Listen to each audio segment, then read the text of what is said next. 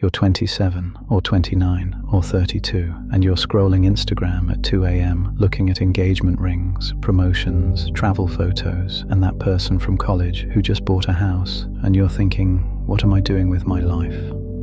You were supposed to have it figured out by now. That's what they said, right? By 30, you'd have the career, the relationship, the savings account, the clarity. Instead, you're living paycheck to paycheck, unsure if you even picked the right path, wondering if you're falling behind while everyone else sprints ahead. Alan Watts died in 1973. He never saw Instagram, never saw LinkedIn, never saw the comparison machine we built. But he understood something about the pressure you're feeling, something that might actually help, not some productivity hack, not another 10 steps to success, but a complete reframe of what's actually happening to you. Here's what makes your generation different. You were told you could be anything. Follow your passion. Change the world. You're special. And then you graduated into the worst economy since the Great Depression, 2008. Skyrocketing housing costs, can't buy what your parents bought at 25. Crushing student debt for degrees that don't guarantee jobs. The gig economy, no stability, no benefits, be your own boss equals work 80 hours. Social media, everyone's life looks better than yours. Climate anxiety, is there even a future to plan for? Dating apps, relationships feel like job interviews. So you're not just dealing with normal life stress, you're dealing with economic precarity disguised as opportunity, constant comparison disguised as connection, hustle culture disguised as ambition, FOMO disguised as staying informed, delayed adulthood that society judges you for. You're 28, living with roommates, freelancing, dating someone but not sure if they're the one, and everyone has an opinion about where you should be by now, the invisible finish line. And here's the thing, what's understood, you're chasing a finish line that keeps moving. Get the degree, get the job, get promoted, get the partner, get engaged, get the house, get married, have kids, save for retirement. And every single stage, there's a voice saying, once you get this, you'll be okay. Once you achieve this, you can finally relax. But that moment never comes, because the game is designed to keep you running. Part 1. What's on the future? The illusion of arrival. Here's what Watts would tell you. We are living in a culture entirely hypnotized by the illusion of time, in which the so-called present moment is felt as nothing but an infinitesimal hairline between an all-powerfully causative past and an absorbingly important future. Translation, you're living for a future that never arrives. You're not actually living your life. You're preparing to live your life. You're waiting to be ready, waiting to have enough, waiting to figure it out. But 25 becomes 28, becomes 32, becomes 40, and you're still waiting. The real question, Watts would ask you something uncomfortable. What if there's nowhere to get to? Not in a depressing way, not give up on your dreams. But what if the pressure you feel, the sense that you're behind, that you should be further along, what if that entire framework is the problem? Modern application, the career trap. You're told to find your passion and do what you love. So you try different jobs, freelance, side hustles, and nothing feels quite right. Nothing feels like the thing, and you judge yourself. Everyone else found their calling. Why can't I? But Watts would say, you're asking the wrong question. The question isn't, what's my passion? The question is, what if I'm already doing it, but I'm too busy judging it to notice? You're so focused on whether this job is your forever career that you're not actually present for the job you have. You're so worried about whether this relationship is the one that you're not present for the person in front of you. You're living in your head about your life instead of living your life. The when-then loop. Listen to the voice in your head. When I get promoted, then I'll feel secure. When I meet the right person, then I'll be happy. When I have more money, then I'll relax. When I figure out my purpose, then I'll start living. Watts would tell you that then never comes, because once you get the promotion, your mind immediately says, now I need to get the next promotion. Once you meet someone, it says, are they the right one though? Once you have more money, it's not enough yet. The finish line is a mirage, and you're exhausting yourself chasing it. Part 2. What's on comparison? The social media spiral. You're 29, scrolling LinkedIn. Someone you went to college with just got promoted to director. Someone else is speaking at conferences. Someone's startup just got funded. And you're at a job you're not sure about, living in an apartment that's just temporary, in a relationship that's good, but... And the voice says, you're behind, you're failing, you wasted your 20s. What's on measuring? Here's what Watts understood that social media makes us forget. Trying to define yourself is like trying to bite your own teeth. You are not a measurable thing. You're not a resume. You're not a collection of achievements. You're not your relationship status or your bank account or your follower count. You're a process. You're happening right now. And comparing yourself to others is like comparing a river to a mountain and asking which one is ahead. They're different, that's all. Different processes, different expressions, different forms of the same underlying reality. The comparison trap exposed. What you see on social media, the promotion, not the 70-hour weeks and breakdown. The engagement ring, not the anxiety about the relationship. The startup, not the debt and sleepless nights. The trip to Bali, not the credit card bill, an empty apartment they're avoiding. You're comparing your behind the scenes to everyone else's highlight reel. And even worse, you're comparing your internal experience, messy, uncertain, anxious, to their external appearance, polished, certain, successful. What success really is.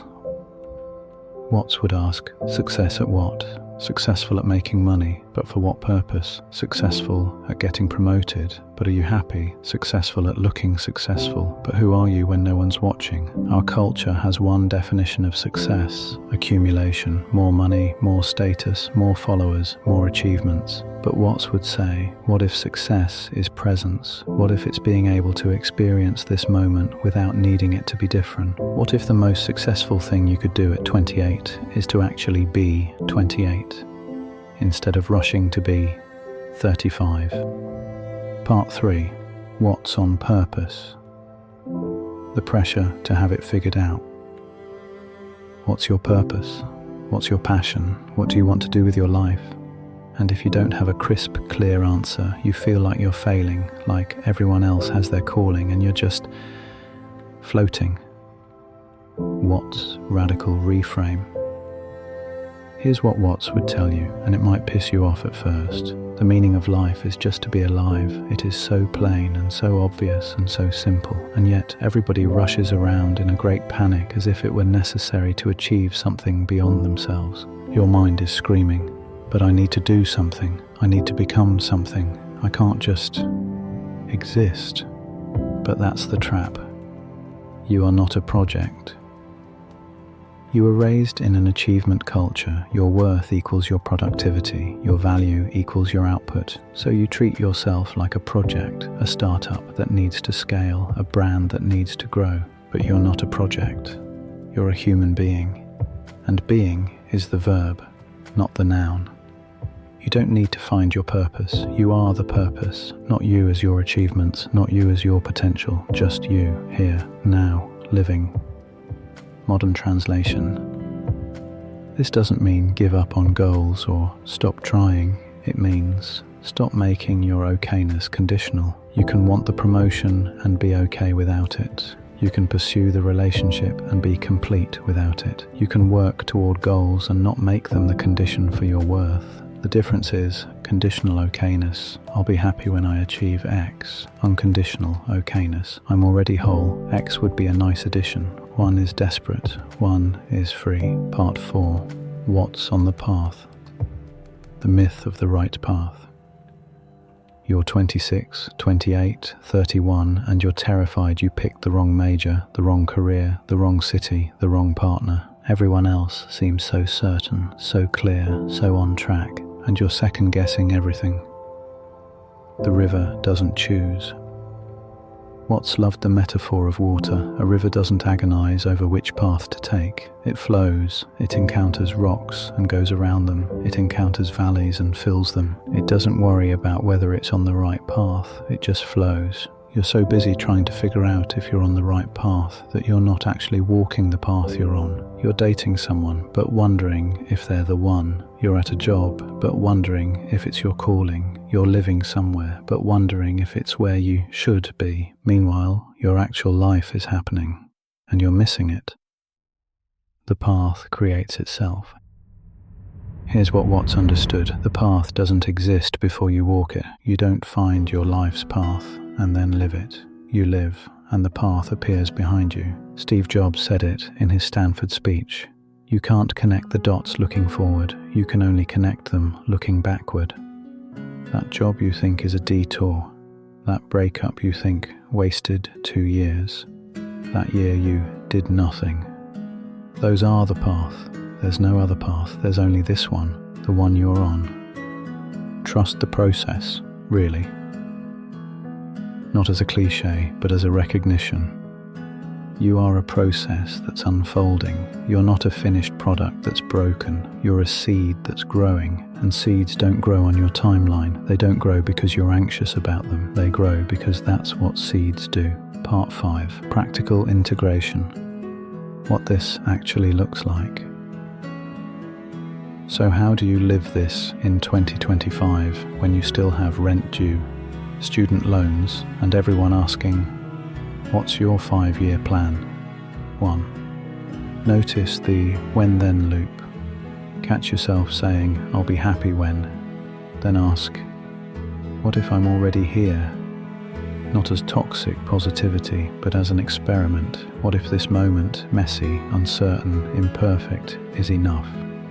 2. Stop living in comparison mode.